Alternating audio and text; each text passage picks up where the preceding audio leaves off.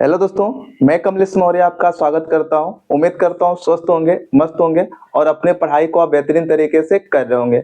आज की क्लास में हम लोग क्लास 10 की मैथ को प्रारंभ करने वाले हैं। जो बहुपद है, क्लास 10 का जो दूसरा चैप्टर है बहुपद, इस बहुपद के बारे में हम लोग क्या करने वाले हैं, पढ़ने वाले हैं कि बहुपद क्या होता है और इसमें जो सवाल होंगे या आप कह सकते हो जो ग्राफ होता है, उस सब चीजों के बारे में हम लोग क्या करने वाले हैं, आज की क्लास में डिस्कशन करने वाले हैं। ठीक ना। तो सबसे पहले हम लोग यह समझेंगे कि बहुपद क्या होता है, उसके बाद हम लोग क्या करने वाले हैं, उसके आगे की कहानी को हम लोग पढ़ने वाले हैं। तो सबसे पहले हम लोग बहुपद को जानने से पहले कुछ बेसिक बातें हम लोग जानेंगे कि बीजगणितीय व्यंजक क्या होता है, और बीजगणितीय व्यंजक से भी पहले हम लोग समझते हैं कि चर क्या होता है, अचर क्या होता है और कोई बीजगणितीय व्यंजक कैसे बना होता है। उसके बारे में हम लोग जब समझ लेंगे तो बहुपद को समझना हम लोगों के लिए कितना हो जाएगा, बहुत इजी हो जाएगा। तो उस कंडीशन में हम लोग बहुपद को बहुत बेहतरीन तरीके से समझ सकते हैं। ठीक ना। तो सबसे पहले मेरा क्वेश्चन अगर मैं पूछूं आपसे, बताइए कि चर क्या होता है। ठीक ना। यहाँ पे अगर मैं बात करता हूँ सबसे पहले चर, और इस चर को हम लोग इंग्लिश में क्या कहते हैं, तो इसको हम लोग कहते हैं वेरिएबल। तो सबसे पहले तो आपके दिमाग में आना चाहिए कि चर क्या होता है, या अगर मैं पूछूं आपसे वेरिएबल क्या होता है तो आप क्या बताओगे, ऐसी राशि जिसका मान क्या होता है, चेंज होता रहता है, उस राशि को हम लोग क्या कहते हैं, तो उस राशि को हम लोग कहते हैं चर। अगर कोई राशि है और उस राशि की वैल्यू क्या हो रही है, चेंज हो रही है, तो उस कंडीशन में उसी को हम लोग क्या कहते हैं, चर कहते हैं, या इंग्लिश में उसी को हम लोग क्या कहते हैं, वेरिएबल कहते हैं। और जो वेरिएबल होता है या जो चर होता है, इसको अगर मैं पूछूं कि कैसे प्रदर्शित करोगे या किससे लिखोगे, तो क्या बताओगे तुम लोग, एक्स वाई जेड, इस प्रकार के अक्षरों से हम लोग क्या करते हैं, एक्स हो गया, वाई हो गया, जेड हो गया, इन प्रकार के अक्षरों से हम लोग वेरिएबल को क्या करते हैं, प्रदर्शित करते हैं। ठीक ना। अब वेरिएबल मतलब मैंने बताया कि जिसका मान क्या होता है, चेंज होता है। जैसे अगर मैं पूछूं कि एक्स का मान क्या होता है, तो आप बताओ, एक्स का मान कुछ भी हो सकता है। एक्स इक्वल टू 0 हो सकता है, एक्स इक्वल टू -1 हो सकता है, एक्स इक्वल टू +2 हो सकता है। तो मतलब आप एक्स की वैल्यू कुछ भी ले सकते हो। तो यहाँ पे आप कह सकते हो कि जो एक्स का मान है वह क्या हो रहा है, बदल रहा है। तो इस कंडीशन में हम लोग एक्स को क्या हो कि एक्स क्या है, तो आप बताओ कि एक्स जो है वो वेरिएबल है, मतलब आप बताओगे चर है। तो अगर कोई पूछे चर क्या होती है, तो आप क्या बताओगे, ऐसी राशि जिसका मान क्या होता है, बदलता है, उस राशि को हम लोग क्या कहते हैं, चर कहते हैं, या इंग्लिश में उसी को हम लोग क्या कहते हैं, बोलो, वेरिएबल कहते हैं। बात समझ पा रहे हो। अब हम लोग समझते हैं किसके बारे में, अचर के बारे में। यहाँ पे हम लोग समझते हैं अचर, और इस अचर को हम लोग इंग्लिश में क्या कहते हैं, बोलो, इसी को हम लोग कहते हैं कांस्टेंट। अचर जो होता है इसको हम लोग क्या कहते हैं, कांस्टेंट कहते हैं। अब तुम लोग के दिमाग में यह आना चाहिए कि अचर क्या होता है, तो ऐसी राशि जिसका मान चेंज नहीं होता है, उस राशि को हम लोग क्या कहते हैं, बोलो, उस राशि को हम लोग कहते हैं अचर, या उसको इंग्लिश में हम लोग क्या कहते हैं, कांस्टेंट कहते हैं। जैसे अगर मैं कोई नंबर लेता हूं, जैसे मान लो 2 है या 5 है, तो 2 की वैल्यू 2 ही रहने वाली है। ऐसा तो होगा नहीं 2 जो है उसकी वैल्यू 3 हो जाएगी या 5 हो जाएगी या 10 हो जाएगी, ऐसा तो संभव नहीं है। 2 है तो 2 ही रहने वाला है, 5 है तो 5 ही रहने वाला है। तो उस कंडीशन में जो नंबर होते हैं, इसी को हम लोग क्या कहते हैं, कांस्टेंट कहते हैं। कांस्टेंट क्यों कहते हैं हम लोग, क्योंकि जो इसकी वैल्यू होती है वह चेंज नहीं होती है, बदलती नहीं है। तो उस वजह से हम लोग क्या कहते हैं, इसको अचर कहते हैं। तो कोई तुमसे पूछे कि अचर क्या होता है, तो क्या कहने वाले हो कि ऐसी राशि जिसका मान चेंज नहीं होता है, उस राशि को हम लोग क्या कहते हैं, अचर कहते हैं। और ऐसी राशि जिसका मान क्या होता है, चेंज होता है, उस राशि को हम लोग क्या कहते हैं, बोलो, चर कहते हैं। ठीक ना। जो चर होते हैं उसको कैसे लिखा जाता है, तो चर को हम लोग एक्स वाई और जेड इस प्रकार के अक्षरों से हम लोग क्या करते हैं, चर को लिखते हैं। और जो अगर मैं पूछूं कि जो अचर होते हैं या कांस्टेंट होते हैं, उसको हम लोग कैसे लिखते हैं, तो उसको लिखने का तरीका क्या होता है, स्मॉल ए हो गया, स्मॉल बी हो गया, स्मॉल सी हो गया, इन प्रकार के लेटरों से हम लोग क्या करते हैं, अचर को लिखते हैं। और अगर चर होगा तो उस चर को हम लोग एक्स वाई जेड इस प्रकार के अक्षरों से हम लोग क्या करते हैं, लिखते हैं। और अगर मैं पूछूं अचर क्या होता है, तो कोई नंबर ले लो, 2 है, 5 है, 10 है, कोई भी नंबर अगर ले रहे हो, तो वो चीजें क्या कहलाएगी, वो नंबर क्या कहलाएगा, तो आप कहने वाले हो वह अचर कहलाएगा। बात समझ पा रहे हो। अब हम लोग समझते हैं एक होता है क्या, बीजगणितीय व्यंजक। एक चीज मैं बोलता हूं, बीजगणितीय व्यंजक क्या होता है उसको हम लोग समझते हैं। यहां पे लिखता हूं बीजगणितीय बीजगणितीय व्यंजक। बीजगणितीय व्यंजक क्या होता है, इसको हम लोग समझते हैं सबसे पहले। अगर मैं पूछूं आपसे कि बताइए कि बीजगणितीय व्यंजक क्या होता है, तो आप बताओगे ऐसा व्यंजक जो चर, अचर तथा गणितीय संक्रियाओं से मिलकर बने होते हैं, उसको हम लोग क्या कहते हैं, बोलो, बीजगणितीय व्यंजक कहते हैं। परिभाषा को ध्यान से सुनो तुम लोग। अगर कोई तुमसे पूछे कि बीजगणितीय व्यंजक क्या होता है, तो कैसे बताओगे, बताना ऐसा व्यंजक जिसमें क्या होते हैं, चर होते हैं, अचर होते हैं और क्या होते हैं, तो आप कहने वाले हो कि मैथमेटिकल्स ऑपरेशन, मतलब गणितीय संक्रियाएं जिसमें होती हैं। अगर इन तीनों चीजों से अगर कोई व्यंजक बना है, तो उसी को हम लोग क्या कहते हैं, उसी को हम लोग कहते हैं बीजगणितीय व्यंजक। अब जैसे मैंने एक शब्द लिया है नाम, जिसको मैंने क्या नाम दिया है, गणितीय संक्रियाएं। गणितीय संक्रियाएं क्या होती हैं, यहां पर लिखता हूं, गणितीय संक्रियाएं क्या होती हैं, गणितीय संक्रियाएं। आप मैथ में जो सिंबल यूज करते हो, प्लस का, माइनस का, गुणे का, भागे का, इन्हीं सिंबलों को हम लोग क्या कहते हैं, मैथमेटिकल्स ऑपरेशन कहते हैं। या इसको अगर मैं नाम देता हूं हिंदी में क्या कहते हैं, इसी को हम लोग कहते हैं गणितीय संक्रियाएं। तो अगर पूछूं गणितीय संक्रियाएं क्या होती है, तो बताओगे प्लस हो गया, माइनस हो गया, गुणे का सिंबल हो गया, यहाँ पे भागे का सिंबल हो गया। तो इन सिंबलों को हम लोग बताओ क्या नाम देते हैं, इन सिंबलों को हम लोग कहते हैं गणितीय संक्रियाएं। अब मैंने आपको तीन चीजें बताई है, यहाँ पे देखो चर क्या होता है, अचर क्या होता है और गणितीय संक्रियाएं क्या होती है।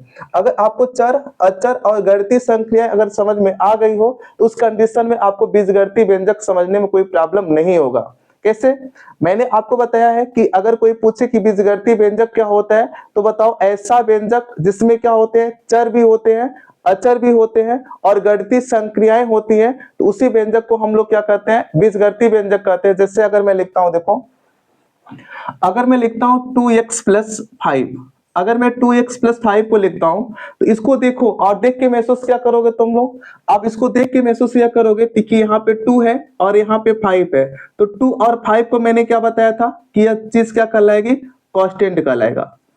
यह चीज क्या कहलाएगी, कांस्टेंट।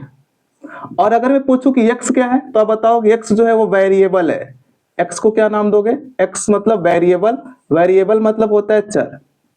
और अगर पूछो कांस्टेंट मतलब क्या होता है, इसका मतलब क्या होता है, अचर। और इसके बाद देखो यहाँ पे क्या है, प्लस, और प्लस को मैंने यहाँ पे देखो क्या नाम दिया है, गणितीय संक्रियाएं। इसी को हम लोग क्या कहते हैं, मैथमेटिकल ऑपरेशन कहते हैं, मैथमेटिकल्स ऑपरेशन, ठीक ना। तो यहाँ पे देखो आप लोग, अगर मैं कोई व्यंजक यहाँ पे लिखा हो 2x प्लस 5, अगर मैं पूछूं 2x प्लस 5 जो है यह बीजगणितीय व्यंजक है कि नहीं, तो आप बताओ कि यह बीजगणितीय व्यंजक है।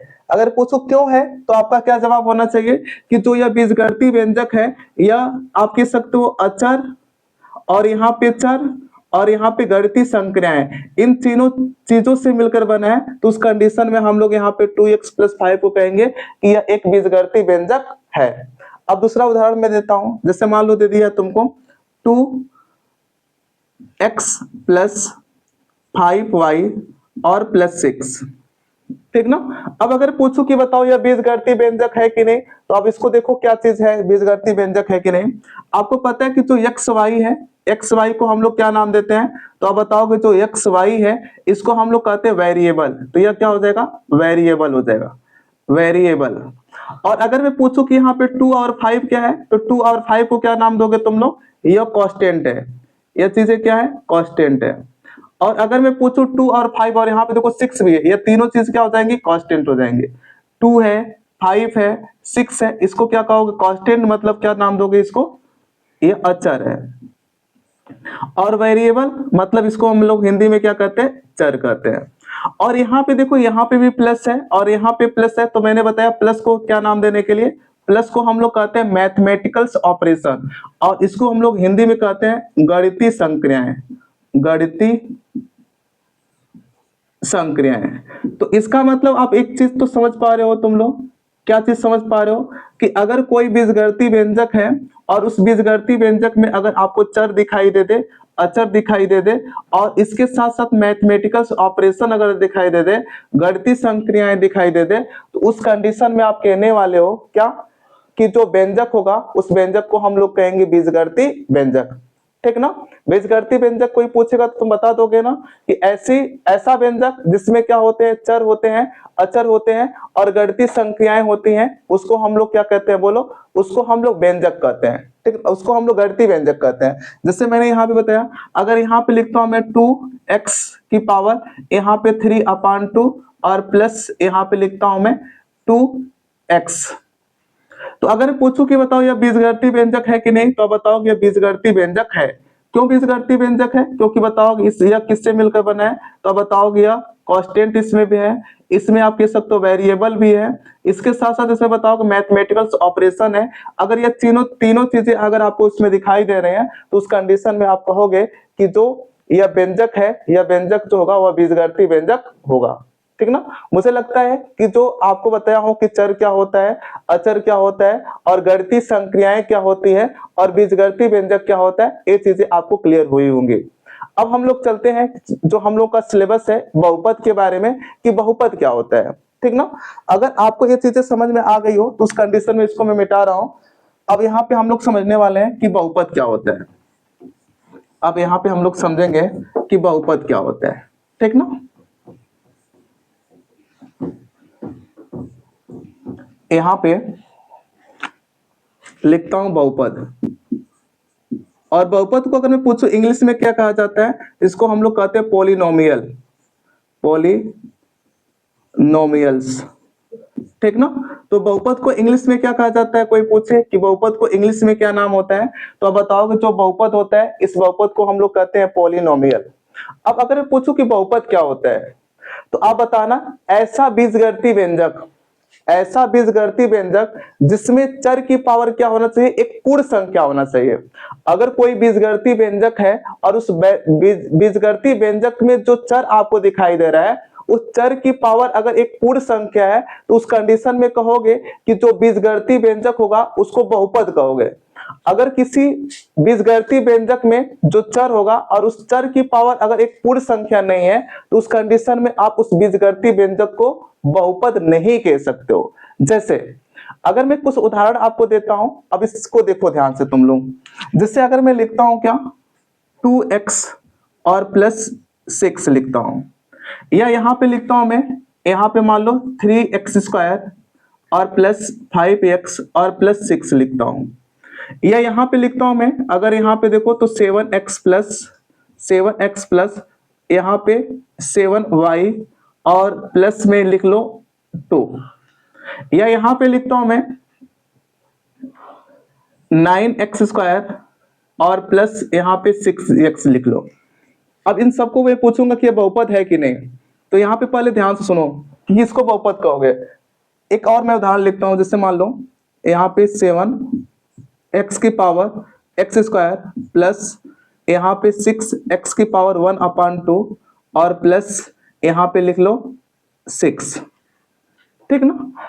एक और मैं लेता हूं उदाहरण, जैसे मान लो यहां पे x² और प्लस यहां पे √x और प्लस में 6 है। अब मैं तुमसे पूछूं कि बताओ कि जो यह पहला चीज मैं लिखा हूं, जो पहला बीजगणितीय, यह सब तो आप कहने वाले हो सब बीजगणितीय व्यंजक है। यहाँ पे जो चीजें मैं बोर्ड पे लिखा हूं यह सब क्या है, बीजगणितीय व्यंजक है। क्यों बीजगणितीय व्यंजक है, देखो यहाँ पे x है तो इसका मतलब वेरिएबल है, प्लस है इसका मतलब मैथमेटिकल ऑपरेशन है, और 2 है और 6 इसका मतलब यह आप कह सकते हो कांस्टेंट है। तो मैंने बताया है कि अगर कोई बीजगणितीय व्यंजक होगा तो उसमें चर भी दिखाई देगा आपको, अचर भी दिखाई देगा और कांस्टेंट दिखाई देगा। तो आपको इसमें तीनों चीजें दिखाई दे रही हैं, आप कह सकते हो कांस्टेंट भी है और इसके साथ साथ इसमें वेरिएबल भी है और मैथमेटिकल ऑपरेशन भी है। मतलब आप कह सकते हो कि यहाँ पे चर भी है, अचर भी है और गणितीय संक्रियाएं, इन सभी आपको व्यंजकों में दिखाई दे रहे हैं। तो अगर सभी व्यंजकों में आपको दिखाई दे रहे हैं तो उस कंडीशन में आप कहने वाले हो ये बीजगणितीय व्यंजक है। लेकिन अगर पूछो कि यह बहुपद है कि नहीं, तो बहुपद को देखने के लिए तुमको क्या पता करना पड़ेगा, तुमको यह देखना पड़ेगा कि जो वेरिएबल है मतलब जो चर है, इस चर की पावर क्या होना चाहिए, एक पूर्ण संख्या। और मैंने तुमको बताया कि पूर्ण संख्या क्या होती है। आपको पता है कि जब प्राकृतिक संख्या में जब प्राकृतिक संख्या में, प्राकृतिक संख्या क्या होती है तो आपको पता है कि जो 1 से लेके इनफाइनाइट की संख्या होती है, मतलब 1 2 3 4 5 और कहां तक, इनफाइनाइट तक। तो 1 से लेके इनफाइनाइट तक जो संख्याएं होती हैं उसको हम लोग क्या कहते हैं, प्राकृतिक संख्या कहते हैं। और जब हम लोग प्राकृतिक संख्या में किसको शामिल कर लेते हैं, 0 को शामिल कर लेते हैं, तो जब प्राकृतिक संख्या में 0 को शामिल कर दिया जाता है तो उसको हम लोग कहते हैं पूर्ण संख्या। अगर कोई पूछे पूर्ण संख्या क्या होती है तो बताना कि जब प्राकृतिक संख्या में 0 को शामिल कर लिया जाता है तो उस कंडीशन में हम लोग क्या कहते हैं कि उस संख्या को हम लोग कहते हैं पूर्ण संख्या। और अगर पूछो पूर्ण संख्या कहां से कहां तक होती है तो पूर्ण संख्या आप 0 1 2 3 4 5 और कहां तक जाएगा, इनफाइनाइट तक जाएगा। और अगर पूछो प्राकृतिक संख्या कहां से प्रारंभ होती है तो जो प्राकृतिक संख्या होती है 1 2 3 4 और यह डॉट डॉट कहां तक जाएगा, इनफाइनाइट तक। जब 1 से लेके इनफाइनाइट तक जाओगे तो उसको कहोगे प्राकृतिक संख्या। और जब प्राकृतिक संख्या में 0 को शामिल कर लोगे तो उस कंडीशन में बताओ कि इसको क्या, पूर्ण संख्या। इसी को हम लोग कहते हैं क्या, पूर्ण संख्या। तो मुझे लगता है कि आपको क्या समझ में आया होगा, पूर्ण संख्या क्या होती है। बताओ कि जब प्राकृतिक संख्या में 0 को शामिल कर लिया जाता है तो उस कंडीशन में उस संख्या को हम लोग क्या कहते हैं, पूर्ण संख्या कहते हैं। और यहाँ पे आपको देखना है क्या, मैंने बताया कि जो वेरिएबल होगा, जो चर होगा, इस चर की पावर को आपको देखना पड़ेगा कि जो चर की पावर है वो पूर्ण संख्या है कि नहीं। तो आप बताओगे यहाँ पे x की पावर क्या है, 1 है। और जब x की पावर 1 है तो आपको पता है कि जो 1 होता है वो पूर्ण संख्या होता है। और जब 1 पूर्ण संख्या है इसका मतलब अगर पूछूं कि जो यह व्यंजक है या यह बीजगणितीय व्यंजक है इसको बहुपद कहूंगा कि नहीं, तो बताओगे बहुपद है। अगर पूछूं कि जो यह व्यंजक आपको दिखाई दे रहा है, यह व्यंजक अगर पूछूं कि बहुपद है कि नहीं, तो आप बताओ कि यह बहुपद, यह जो बीजगणितीय व्यंजक है इसमें जो चर है, एक तो चर यहाँ पे x है, x की पावर यहाँ पे 2 है, यहाँ पे x की पावर 1 है। तो आपको पता है 2 भी क्या होता है, एक पूर्ण संख्या होती है, और 1 भी क्या होती है, एक पूर्ण संख्या होती है। इसका मतलब यहाँ पे वेरिएबल की पावर एक पूर्ण संख्या है। इस कंडीशन में इसको हम लोग क्या करेंगे, बहुपद कहेंगे। समझ पा रहे हो। उसी तरीके से अगर पूछो यहाँ पे बताओ कि यह बहुपद है कि नहीं, तो अब बताओ कि यहाँ पे ये भी बहुपद है, क्योंकि जो यहाँ पे चर x है इसकी भी पावर यहाँ पे 1 है, और 1 जो होता है एक पूर्ण संख्या होता है। अब यहाँ पे देखो y है, y की पावर भी यहाँ पे 1 है, और 1 जो होता है पूर्ण संख्या होता है। इसका मतलब इस व्यंजक को हम लोग कहेंगे यह बहुपद है। उसी तरीके से अगर पूछूं कि आपसे बताओ कि जो 7x² आप प्लस में 6 दिया है इसको हम लोग बहुपद कहेंगे कि नहीं, तो बताओ कि यहाँ पे x की पावर 2 है और यहाँ पे x की पावर 1 है। तो इस कंडीशन में इसकी भी पावर एक पूर्ण संख्या है और इसकी भी पावर पूर्ण संख्या है। इसका मतलब इसको कहेंगे यह बहुपद है। अगर पूछूं कि आप बताओ कि जो यह 7x² प्लस 6x की पावर 1/2 प्लस 6 दिया है, इसको अगर पूछूं आपसे बताओ कि यह बहुपद है कि नहीं, तो आप बताओगे कि यह बहुपद नहीं है। इस बात को ध्यान से समझो कि क्यों बहुपद नहीं है। तो आप कहने वाले हो क्या कि देखो यहाँ पे x की पावर कितना है, 2 है, तो 2 तो पूर्ण संख्या है। देखो 2 इसमें दिखाई दे रहा है, इसका मतलब 2 तो पूर्ण संख्या है। लेकिन यहाँ पे x की पावर देखो तो 1/2 है, तो x/2 अगर पूछूं 1/2 जो है, 1/2 जो है वह पूर्ण संख्या में 1/2 या 3/2 इस प्रकार के जो आधे नंबर होते हैं या भिन्न के जो नंबर होते हैं इसमें तुमको दिखाई दे रहा है क्या, तो आप बताओगे नहीं दिखाई दे रहा है। तो भिन्न वाले नंबर अगर दिखाई नहीं दे रहे हैं, तो अगर जो भिन्न के नंबर होते हैं वह पूर्ण संख्या में नहीं होते हैं, तो आप कहने वाले हो क्या कि यहाँ पे 1/2 जो है वह पूर्ण संख्या नहीं है। और जब 1/2 पूर्ण संख्या नहीं है इस कंडीशन में इस बीजगणितीय व्यंजक को हम लोग बहुपद नहीं कहेंगे। समझ पा रहे हो कि यह बीजगणितीय व्यंजक जो है इसको हम लोग बहुपद क्यों नहीं कर रहे हैं, क्योंकि जो चर की पावर है वह चर की पावर एक पूर्ण संख्या नहीं है। अगर चर की पावर एक पूर्ण संख्या होती तो उस कंडीशन में इसको हम लोग क्या कहते, बहुपद कहते, लेकिन नहीं है तो नहीं कहेंगे हम लोग। इसको देखते हैं। अब इसको देखो आप लोग, तो यहाँ पे क्या है, x² प्लस अंडर रूट में x प्लस में क्या दिया है, 6 दिया है। तो अगर पूछो कि बताओ यह बहुपद है कि नहीं, तो आप बताओगे कि x की पावर क्या है, 2। तो यह 2 तो पूर्ण संख्या है। लेकिन यहाँ पे अंडर रूट x है, और अंडर रूट x का मतलब क्या समझते हो, अंडर रूट x का मतलब होता है, या अंडर रूट का मतलब होता है 1/2। अंडर रूट का मतलब क्या होता है, 1/2 होता है। तो अगर पूछो अंडर रूट x का मतलब क्या होता है, तो इसका मतलब x की पावर 1/2 होगा।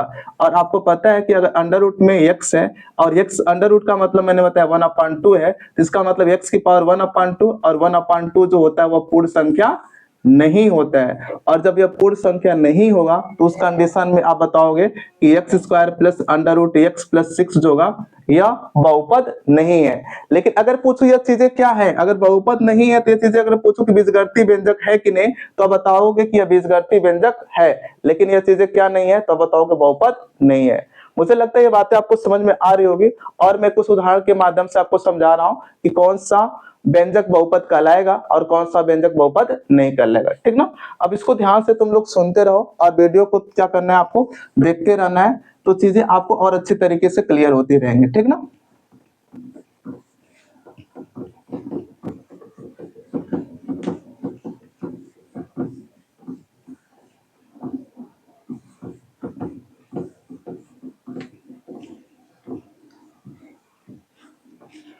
अब जैसे अगर मैं तुमसे पूछूं उदाहरण देके यहाँ पे और इसको तुमको बताना है कमेंट के माध्यम से कौन बहुपद है कौन नहीं। जैसे मान लो कि अगर under root x under root 3x square और प्लस यहाँ पे मान लो 2x और प्लस 5 दिया है, इसको बताना है। अगर पूछो तुमसे बताओ कि अंडर रूट एक्स या 2 under root x plus 3 under root y और प्लस 6 है, इसको बताना बहुपद है कि नहीं। अगर मैं पूछता हूँ 2 अंडर रूट एक्स प्लस 5 यह बहुपद है कि नहीं।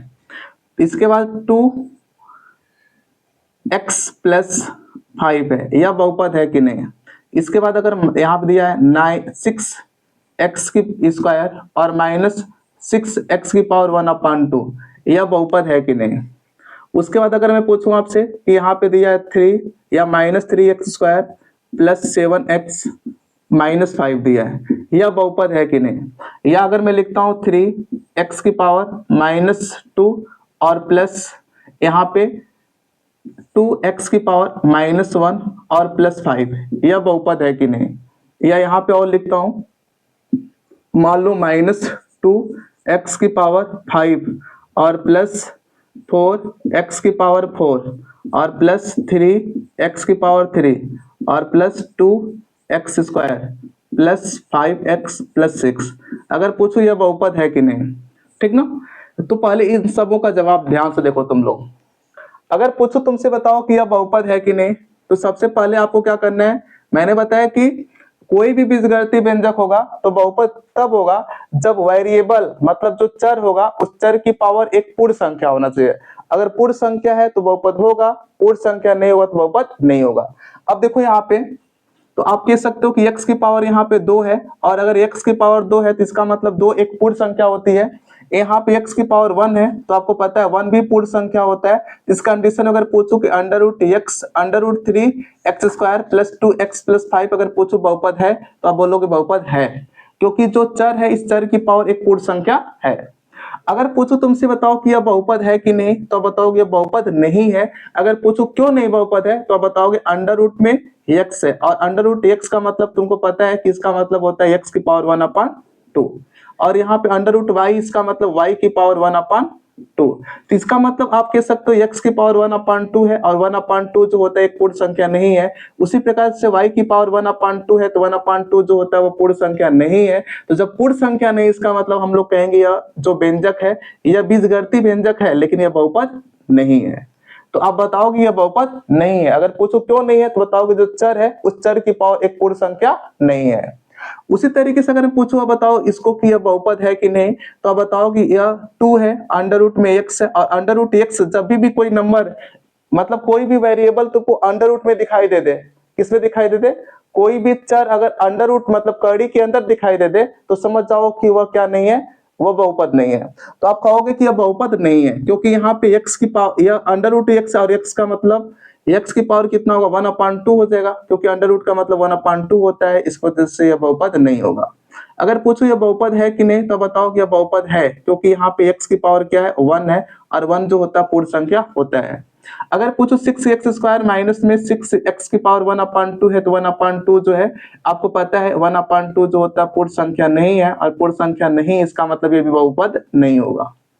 अगर पूछो कि बताओ यह बहुपद है कि नहीं तो बताओगे चर की पावर 2 है, 2 एक पूर्ण संख्या होती है, यहाँ पे x की पावर 1 है और ये भी एक पूर्ण संख्या होती है, इसका मतलब यह बहुपद है।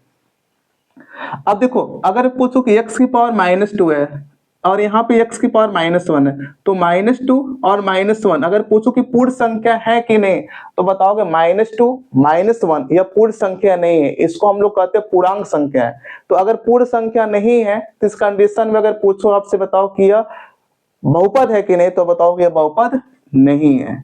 बहुपद क्यों नहीं है? क्योंकि बताओ x की पावर -2 दिया है और यहाँ पे x की पावर -1 दिया है, तो अगर x की पावर -2 है तो -2 भी पूर्ण संख्या नहीं होता है, और x की पावर -1 है तो ये भी बताओगे पूर्ण संख्या नहीं है, और जब पूर्ण संख्या नहीं इसका मतलब आप बताओगे यह बहुपद नहीं है। इसके बाद इस सवाल को देखो, इस वाले बहुपद, इस वाले क्या कहते हैं बीजगणितीय व्यंजक को देखो, तो यहाँ पे x की पावर 5 है, x की पावर 4 है, x की पावर 3 है, x की पावर 2 है, x की पावर 1 है। तो सब में आप देखोगे तो 5 भी पूर्ण संख्या है, 4 भी पूर्ण संख्या है, 3 भी पूर्ण संख्या है, 2 भी पूर्ण संख्या है, यहाँ पे 1 है तो 1 भी पूर्ण संख्या है। तो आप देख रहे हो सभी यहाँ पे जो चर की पावर है वह सभी चर की पावर एक पूर्ण संख्या है, और पूर्ण संख्या इसका मतलब आप कहने वाले हो कि जो यह बीजगणितीय व्यंजक है यह बीजगणितीय व्यंजक बहुपद है। तो आपको यह बात समझ में आ गई होगी कि किसको हम लोग क्या कहेंगे, बहुपद कहेंगे, और किसको हम लोग बहुपद नहीं करने वाले हैं। अगर कोई बीजगणितीय व्यंजक है और उस बीजगणितीय व्यंजक की पावर, उस बीजगणितीय व्यंजक में जो चर है उस चर की पावर अगर एक पूर्ण संख्या है, तो अगर पूर्ण संख्या होगा तो उस कंडीशन में हम लोग उस व्यंजक को कहेंगे कि वह व्यंजक जो होगा वह बहुपद होगा। और अगर उस चर की पावर एक पूर्ण संख्या नहीं है तो उस कंडीशन में उसको व्यंजक, उसको आप बहुपद नहीं कहोगे। ठीक ना। अब हम लोग समझते हैं कि जो बहुपद होते हैं, बहुपद के प्रकार के बारे में हम लोग समझते हैं कि जो बहुपद होते हैं वह कितने प्रकार के होते हैं और कैसे होते हैं, इसके बारे में हम लोग क्या करते हैं, चर्चा करते हैं। तो यहाँ पे मैं लिखता हूं बहुपद के प्रकार। बहुपद के प्रकार। अब यहाँ पे हम लोग बात करते हैं कि जो बहुपद के प्रकार हैं इसको हम लोग 3 भागों में डिवाइड करते हैं। इसको हम लोग 3 तरीके से क्या करते हैं, विभाजित करते हैं। एक तो हम लोग डिवाइड करते हैं किसके आधार पे, तो हम लोग पहले बात करेंगे चरों के आधार पर। चरों के आधार पर। दूसरा चीज हम लोग किसके आधार पर चर्चा करेंगे, घात के आधार पर। घात के आधार पर। और तीसरा यहाँ पे किसके बारे में हम लोग चर्चा करेंगे, तो जो तीसरा होता है उसको हम लोग कहेंगे पद के आधार पर। पद के आधार पर। तो यहाँ पे जो बहुपद है इस बहुपद को हम लोग कितने प्रकार, किस तरीके से हम लोग डिवाइड करेंगे, तो हम लोग बहुपद को 3 तरीके से डिवाइड करने वाले हैं। और वो तरीका कौन कौन सा होगा, पहला जो तरीका होगा चरों के आधार पर, दूसरा तरीका होगा घात के आधार पर बहुपद क्या होते हैं, और तीसरा जो होता है वो पद के आधार पर बहुपद क्या होते हैं। इन सब चीजों के बारे में हम लोग क्या करने वाले हैं, चर्चा करने वाले हैं। देखो जब घात, यहाँ पे जब चरों के आधार पर बात होगी तो तुमको क्या देखना रहेगा उस बहुपद में, उस बहुपद में तुमको चरों को देखना होगा कि वह चर कैसा है, उस चर में कितने, उस बहुपद में कितने चर होंगे। जब चरों के आधार पर बहुपद को देखोगे तो क्या करना पड़ेगा तुमको, कि जो बहुपद दिया होगा उस बहुपद में देखना तुमको पड़ेगा कितने चर दिए हैं।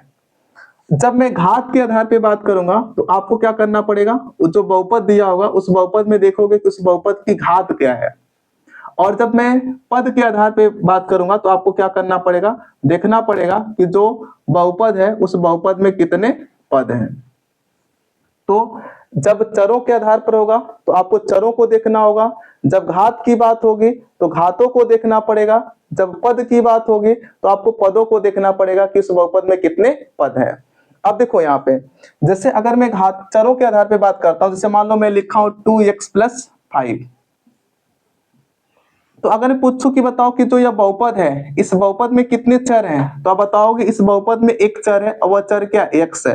तो अगर किसी बहुपद में एक चर होगा तो उसको कहोगे एक पद का, एक चर का बहुपद, इसको क्या कहोगे, एक चर का बहुपद।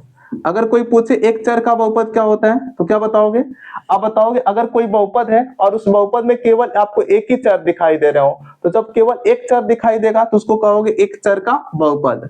अगर यहाँ पे लिखता हूं 2x + 5y और +6 लिखता हूं।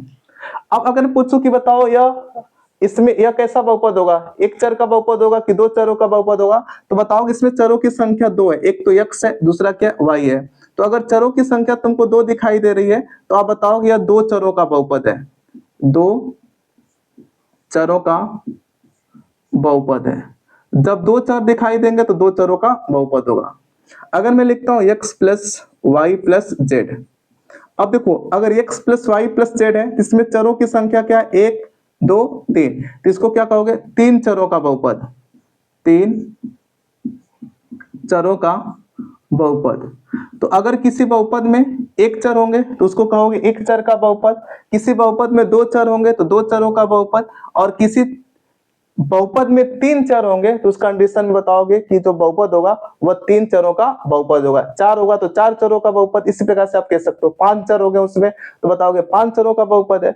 तो आप इस तरीके से बताओगे, किसके आधार पर, चरों के आधार पर। और जब चरों के आधार पर हम लोग बात करते हैं तो उस कंडीशन में हम लोग क्या करते हैं, चरों को देखते हैं कि उस बहुपद में कितने चर है, तो उस तरीके से हम लोग क्या करते हैं, इसको डिवाइड करते हैं।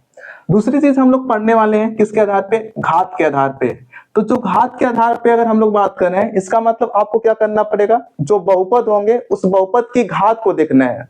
और जब बहुपद की घात को देखोगे तो उस कंडीशन में हम लोग उसको कहेंगे घात के आधार पर बहुपद। अब जैसे मान लो कोई बहुपद है यहाँ पे,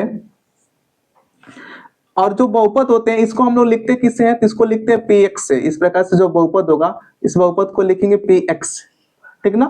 बहुपद को लिखने का तरीका इस प्रकार से होगा px, p मतलब होता है पॉलिनोमियल, और इसका मतलब यहाँ पे जो बहुपद होगा इस बहुपद को हम लोग इस प्रकार से क्या करते हैं, लिखते हैं। अब घात के आधार पे अगर मैं लिखता हूँ, जैसे मान लो px इक्वल टू क्या, 0, तो px इक्वल टू 0 लिखता हूं, तो आपको पता है कि जो px इक्वल टू 0 है, या यहाँ पे लिखता हूं जैसे मान लो 2, अब यहाँ पे 2 लिखता हूं, तो इस कंडीशन में अगर पूछू यह कैसा बहुपद है, अगर 2 p इक्वल टू 2 है, तो अगर पूछू कि बहुपद है कि नहीं, तो बताओगे अगर कोई नंबर है, मतलब 2 है, 5 है, 6 है, तो ये भी एक बहुपद है, लेकिन ये कैसा बहुपद है, तो बताओगे यह शून्य बहुपद है। अगर px इक्वल टू 2 लिखता हूं तो यह कैसा बहुपद है, शून्य बहुपद है। कैसे है, इसको मैं समझाने का प्रयास करता हूं। आपको पता है कि अगर कोई भी वेरिएबल है, कोई भी चर है, उस चर की पावर जो होती है वह क्या होती है, अगर 0 होती है तो उसकी वैल्यू कितना होती है, 1 होती है। जैसे अगर मैं लिखता हूं x की पावर 0, तो x की पावर 0 की वैल्यू कितना होगा, 1। y की पावर 0, इसकी वैल्यू कितना होगा, 1। अगर मैं लिखता हूं 1000 या 100 लिखता हूं, तो 100 की पावर 0 करूं तो इसकी वैल्यू क्या हो जाएगी, 1। मतलब अगर मैं लिखता हूं 5000 लिखता हूं, तो 5000 की पावर मैं करता हूं 0, इसकी वैल्यू कितना होगी, 1। तो आपको एक बात याद रखना है कि दुनिया का कोई भी नंबर तुम्हारे पास हो और अगर उसकी पावर क्या हो, 0 होती है, अगर दुनिया का कोई भी नंबर है और उसकी पावर अगर 0 है तो उसकी वैल्यू क्या होती है, 1 होती है।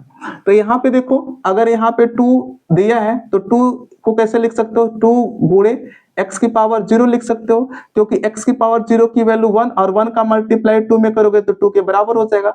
अब यहाँ पे देखो कि x की पावर कितना है, 0 है, और जब 0 है तो इसको क्या कहोगे, शून्य बहुपद कहोगे। इसको क्या कहोगे, शून्य बहुपद।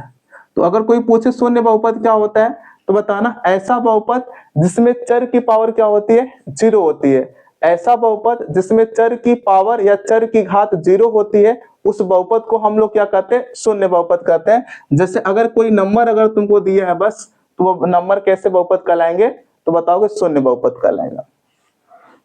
अगर मैं दूसरा बहुपद लिखता हूं, जैसे मान लो px इक्वल टू मैं लिख दिया क्या, 2x प्लस 6, तो अगर यहाँ पे 2x प्लस 6 लिखा हूं, तो यहाँ पे अगर पूछूं कि x की पावर कितना है, तो बताओगे 1 है। और जब यहाँ पे किसी बहुपद की पावर अगर 1 है, किसी भी बहुपद की पावर अगर 1 है, या कह सकते हो किसी भी चर की पावर अगर 1 है, तो उस कंडीशन में हम लोग क्या कहते हैं, उस बहुपद को हम लोग कहते हैं रैखिक बहुपद।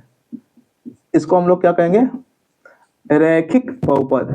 मतलब अगर कोई बहुपद दिया है और उस बहुपद में जो चर है, उस चर की पावर अगर 1 आपको दिखाई दे रहे, तो उस बहुपद को क्या कहोगे, रैखिक बहुपद कहोगे।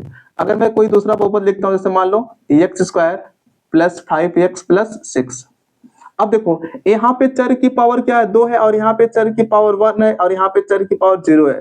तो अगर पूछो कि बताओ यह बहुपद कैसा बहुपद होगा, तो आपको बड़ी से बड़ी पावर को देखना है। जैसे यहाँ पे देखो x की पावर 1 थी, अब इससे बड़ी घात तो कोई x की थी नहीं, जिसको हम लोग रैखिक बहुपद कह रहे थे। लेकिन यहाँ पे देखो x की पावर 1 है और यहाँ पे x की पावर 2 है, तो इसका मतलब मैक्सिमम पावर कितना है, 2 है। तो जब मैक्सिमम पावर 2 होगा तो उसको क्या कहोगे, अब इसको कहोगे द्विघात बहुपद। इसको कहोगे यह द्विघात बहुपद है। यह द्विघात बहुपद है। अगर मैं लिखता हूं x cube plus 2x square plus 6x plus 7, अब यहाँ पे देखो कि जो चर है इस चर की पावर कितना है, तो यहाँ पे बताओगे 3 है, यहाँ पे 2 है, यहाँ पे 1 है, तो मैक्सिमम पावर कितना है, तो आप बताओगे 3 है। इस बहुपद को क्या कहोगे, त्रिघात बहुपद। क्या कहोगे, त्रिघात बहुपद। तो अगर किसी बहुपद की पावर 0 है, अगर किसी बहुपद में चर की पावर अगर 0 है तो उसको कहोगे जीरो बहुपद। अगर किसी बहुपद में चर की पावर अगर मान लो 1 है तो उसको कहोगे रैखिक बहुपद। अगर किसी बहुपद में चर की पावर 2 है तो उसको कहोगे द्विघात बहुपद। और जब किसी चर या कह सकते हो जब किसी बहुपद में चर की पावर 3 होगा तो उसको क्या कहोगे, 3 या कह सकते हो त्रिघात बहुपद। और अगर मान लो 4 है तो चार घात बहुपद। इस प्रकार से आप क्या कर सकते हो, कह सकते हो, ठीक ना। तो अभी हम लोग किसके किसके बारे में चर्चा कर लिए हैं, चरों के आधार पे, घात के आधार पे। अब यहाँ पे तीसरा बच्चा है किसके आधार पे, पद के आधार पे। तो यहाँ पे मैं बात करता हूं, अब नीचे यहाँ पे देखो पद के आधार पे। जब बहुपद को पद के आधार पे देखोगे तो आपको पद को गिनना है। अगर एक पद होगा तो उसको कहोगे एक पद का बहुपद, दो पद होंगे तो दो पद का बहुपद, तीन पद होंगे तीन पद का बहुपद, चार पद होंगे चार पद का बहुपद। इस प्रकार से हम लोग कहने वाले हैं। जैसे मान लो यहां पे लिखता हूं क्या, 2x प्लस 5। तो अगर मैं 2x प्लस 5 लिखता हूं तो एक पद यह हो जाएगा, दूसरा पद यह हो जाएगा। तो आप बताओगे दो पद है, इसका मतलब यह दो पदों का बहुपद है। बताओगे दो पदों का बहुपद है। यह कैसा बहुपद है, दो पद का बहुपद।